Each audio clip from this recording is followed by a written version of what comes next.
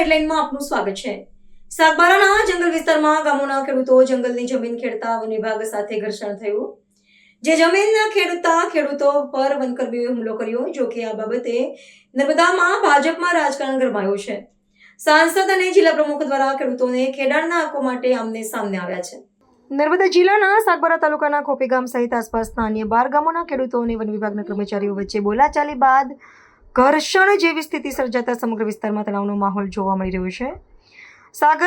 સાગબારાના ખોપી સહિત 12થી વધુ ગામોના આદિવાસી ખેડૂતો ન્યાય માંગણી કરી રહ્યા છે અને પોતાની સનદો પેન્ડિંગ હોવાના પુરાવો છતાં વન અધિકારીઓ મારે છેની ફરિયાદ કરી રહ્યા છે। વર્ષ 2005થી ખેતી કરતા ખેડૂતોનો આક્ષેપ છે કે તેઓ વર્ષોથી જમીન પર ખેતી કરી રહ્યા હોવા છતાં વન વિભાગ દ્વારા સતત હેરાનગતિ કરવામાં આવી રહી છે। ત્યારે રાજકીય આગેવાનો વચ્ચે પડી ન્યાય આપવાની માંગણી કરી રહ્યા છે। જો કે આદિવાસી ખેડૂતોનું કહેવું છે કે વન અધિકાર કાયદા હેઠળની અરજીઓ ઘણા વર્ષોથી પેન્ડિંગ છે। અરજીઓનો સમયસર નિકાલ કરવા બદલે વન વિભાગ દ્વારા ખેતીમાં અવરોધ ઊભા કરવામાં આવી રહ્યા છે। ગતરોજ વન વિભાગના અધિકારીઓ તમામ ખેડૂતોને ભેગા કરી એસઆરપી ફોર્સની સુરક્ષા લઈને આવી ખેડૂતોને ધમકાવી ગાળાગાળી કરી ખેડૂતોને માર માર્યો અને ઉલટાના વનકર્મીઓ ખેડૂતો પર ફરિયાદ કરે છે। આ બાબતે અમે ઉગ્ર આંદોલન કરીશું, મારા ખેડૂત ભાઈઓ બહેનો માટે લડત ઉપાડીશ। ત્યારે હાલમાં આ તમામ ખેડૂતો અને વનકર્મી વચ્ચે બબાલમાં નર્મદામાં ભાજપા રાજકારણ ગરમાયું છે।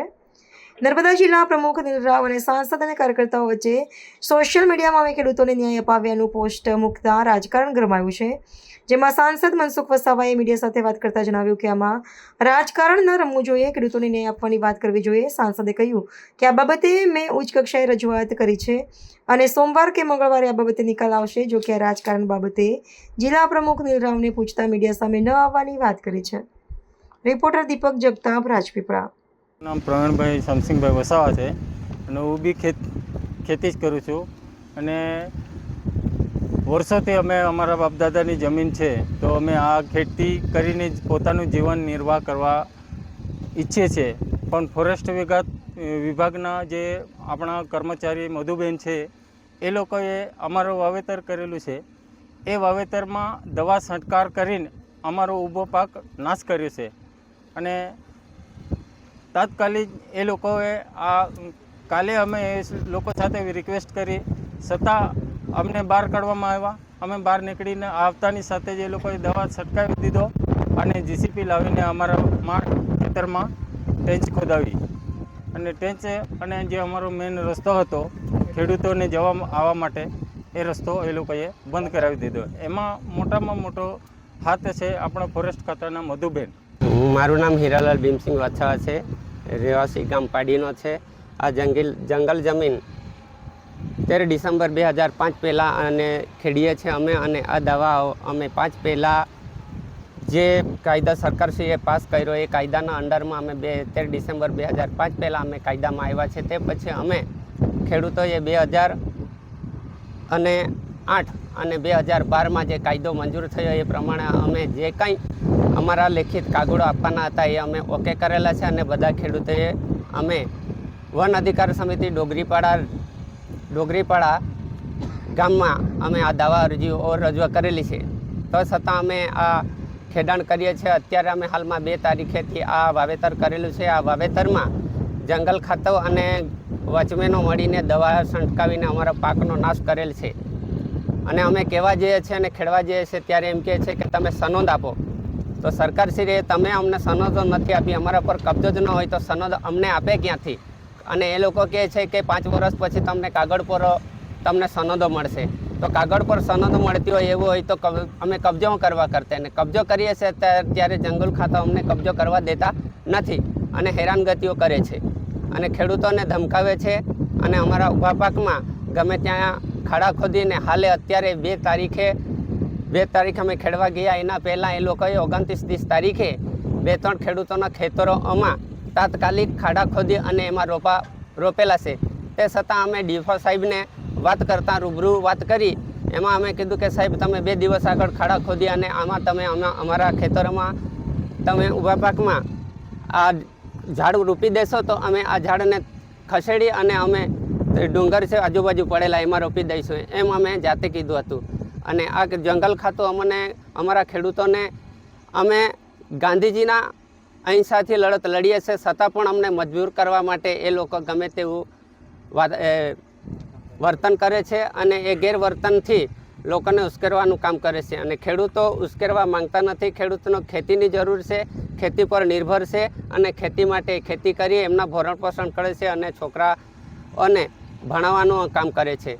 તો આ જંગલ ખાતું એ પણ નથી કરતું ને છોકરાને લઈને જાય છે તેમ કે છોકરાને કેમ લાવો છો? છોકરાને લઈને જઈએ છે ત્યારે એમ કહે છે કે ભણવા મોકલો, પણ પૈસા હાલમાં અમારી પાસે જ નથી. અમારી જમીન તમે પડાવી લીધી છે તો અમે છોકરાને ભણવા કેમ મોકલીશું? એ રીતે અમને જંગલ ખાતું હેરાન કરે છે. અને અમારા ગામના વચમેનો ઘણા છે, એ વચમેનો ફૂલ દાદાગીરી કરે છે અને ગમે તેવું વર્તન કરે છે ને એ જ આ ગેરકાયદેસરનું કામગીરીઓ કરાવે છે અને ખેડૂતોને મજબૂર કરે છે. પણ ખેડૂત મજબૂર થવા માંગતા નથી. એના કાયદા અને કાયદાને લીધે એ લોકોને જમીન મળે. અમે અમારો કાયદા પ્રમાણે અમે લડત કરેલી છે અને કાયદામાં છે જ અમે કાયદામાં નથી એવા નથી. અમે 2005 પહેલાં ખેડીએ જ છે અને આ અમે ખાતરીપૂર્વક કહીએ છીએ. તો એમાં પોલીસને જંગલ ખાતાવાળાએ આવ્યા અને સાગબારા તાલુકાના જે ખેડૂતોને ખેતી કરતા રોક્યા.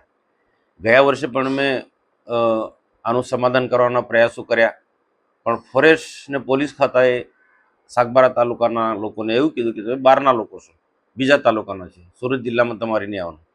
પણ આ કોઈ નવું ખેડાણ નથી. આ છેલ્લા 20 વર્ષથી આ ખેડે છે. જે તે સમય નથી રોક્યા અને હમણાં 20 વર્ષ પછી જે ખેતી લાયક જમીન બનાવ્યા પછી આ છોડાવે જંગલ ખાતું ને પોલીસ ખાતાના સહયોગથી, એ બરોબર નહીં કહેવાય. હવે આ વર્ષે પણ એ સ્થિતિનું નિર્માણ થયું. આ વર્ષે પણ ખેતીના સમયે આ લોકો વરસાદ પડ્યા પછી ખેતી કરવા માટે ગયા, તો જંગલ ખાતો ને પોલીસ ખાતો આવીને આમની સાથે સંઘર્ષ કર્યું, એમની ખેતી કરતા રોક્યા. આ મામલે સરકારમાં ઉચ્ચ કક્ષાએ મેં રજૂઆત કરી, વનમંત્રી સહિત બધા જ લોકોની રજૂઆત કરી અને સોમ કે મંગળવાર 13 કે 14 તારીખની આસપાસમાં ગાંધીનગરમાં આની મિટિંગ છે. આની રજૂઆત મેં જે જવાબદાર લોકો સાથે એમની વાત કરી છે. સ્થાનિક ધારાસભ્ય અને પૂર્વ વનમંત્રી ગણપતભાઈ વસાવા પણ આખો મામલો જાણે છે. જંગલ ખાતાને કોઈને કોઈ રીતના બહાનું મળી ગયું છે કે આ જંગલની જમીન અમારી છોડાવી છે, તો તમે 20 વર્ષથી ખેડે છે, તમે કઈ રીતના છોડાવવાના છો? આટલી એક બાજુ અમે સમાધાનની વાત કરીએ છીએ, બીજી બાજુ જંગલ ખાતાના લોકો અમને જે આજે માહિતી મળી છે, ગઈકાલે પણ કેટલાક ખેડૂતોના ફોન આવ્યા અને આગેવાનોના ફોન આવ્યા. લીલાબેન વસાવા જે પાર્ટીના ઉપપ્રમુખ છે, જિલ્લા પંચાયતના માજી સભ્ય છે, એમને પણ ફોન આવ્યા કે એક બાજુ સમાધાનની વાત થાય અને બીજી બાજુ જે વાવેતર કર્યું છે, કેટલાક પાક ઉગી પણ ગયા છે, તેના પર આ લોકો એમની રીતના કંઈક ને કંઈક રીતના ટ્રેક્ટર ફેરવી દીધા છે કે પછી દવા છાંટી દીધી છે. આ યોગ્ય ના કહેવાય અને આના કારણે સંઘર્ષનું વાતાવરણ ઊભું થાય. જે એક બાજુ સમાધાનની વાત છે અને નવું ખેડાણ હોય તો અમે સહકાર આપે. નવું ખેડાણમાં તમે પોતે પણ લોકોને સહકાર નથી આપે, લોકોને ના પાડે કે નવું ખેડાણ નહીં કરો. જૂનું ખેડાણ જે છે અને એ 20 વર્ષનું છે અને એ સુરતના લોકોનું પણ સેમ ખેડાણ છે, તો સુરત જિલ્લાવાળાને ખેડવા દેવામાં આવે છે અને નર્મદા જિલ્લાના સાગબારા તાલુકાના રોકે છે અને એના કારણે સંઘર્ષનું વાતાવરણ બન્યું છે. આમાં રાજકારણ ગરમાયું નથી. આમાં આ ખેડૂતો સાથે જિલ્લા પંચાયતના માજી સભ્ય લીલાબેન વસાવા પાર્ટીના ઉપપ્રમુખ પણ છે, એને એ ખોપી ગામના છે, એને એ આખો મામલો સારી રીતના જાણે. એ ખેડૂતો જ્યારે વાવેતર કરવા ગયા ત્યારે એ લીલાબેન એમની સાથે ગયા હતા અને એ બાબતની મને પણ વાત કરી હતી અને બીજા જ્યાં પણ રજૂઆત કરવાની હોય ત્યાં એમને વાત મળતી, સોશિયલ મીડિયામાં પણ પોસ્ટ મૂક્યા હતા.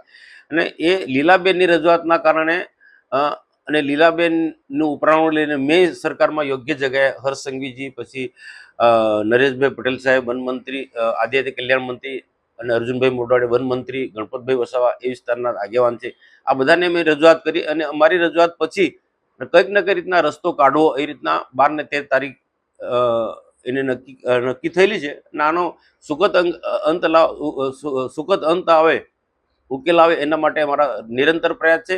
પણ કોઈક ને કોઈક લોકો કેટલાક આનો રાજકીય સ્વરૂપ આપવા કે પેલો કે હું ઉકેલ લાવું, પેલો કે હું ઉકેલ આવે, જે ઉકેલ આવે પણ આવા તો એના આદિવાસીના હિતની વાત છે, ખેડૂતોના હિતની વાત છે, તેમાં રાજકારણ આ રીતના ખેલવું ના જોઈએ. પ્રસિદ્ધિ ખરેખર સાચા અર્થમાં કામ કરીને પ્રસિદ્ધિ મેળવો. તો કેટલાક લોકો એવા છે કે કામ કર્યા વગર સોશિયલ મીડિયામાં બધી પ્રસિદ્ધિ મૂકે, પોસ્ટો મૂકે છે અને બધા કોઈ હીરો બનવા માંગે, એના કારણે જે ખરેખર ભોગ બનનારા લોકો દુઃખી. અમારો પ્રશ્ન તો ઉકેલાય નથી. અમારો પ્રશ્ન તો ઊભો ને ઊભો છે અને કોણ દુઃખના વારે કોણ આવ્યું, એટલે આને લઈને વાતાવરણ ગરમાયું છે. પોસ્ટ ગઈકાલે મૂકી કે ભાઈ અમારો જો પેન્ડિંગ પ્રશ્ન છે, રજૂઆત માટે અમે ગયા હતા ગાંધીનગર, કોઈ પાર્ટીના અમારા આગેવાન લઈને ગયા, પણ કોઈ બીજા જવાબદાર મીટિંગ એવી થઈ જ નથી. હજુ પ્રશ્ન ઊભો છે, પ્રશ્ન ઊભો ને ઊભો છે, એટલે એને કોઈક તબક્કાવાર કોઈ ચર્ચા પણ નથી થઈ. છતાં પણ આ રીતના કોઈકનો કોઈ કારણ કોઈને સમજાતો નથી કે આ પ્રશ્ન કેટલાક લોકો હાથે કરીને આ પ્રશ્નને ગૂંચવા માંગે છે. આમાં જો સ્થાનિક આગેવાન છે લીલાબેન વસાવા, જે પાર્ટીના ઉપપ્રમુખ પણ છે અને બીજા ત્યાંના સરપંચ પણ છે, એ પ્રયત્ન કરી રહ્યા છે અને એમના કહેવા પ્રમાણે અમારે સપોર્ટ કરી રહ્યા છે અને એમના કહેવા પ્રમાણે સરકાર પણ સમાધાનના માર્ગે જંગલ ખાતાવાળાના સ્થાનિક ખેડૂતો વચ્ચે રસ્તો કાઢવા માંગે છે. તો એમાં રાહ જોવી જોઈએ. આવા જ્યારે ઉકેલાય ત્યારે પ્રસિદ્ધિ મેળવજો ને. આ તો પ્રશ્નો હજુ ઉકેલાય ન હોય ત્યારે પહેલા કેટલાક લોકો પ્રસિદ્ધિ મેળવે છે.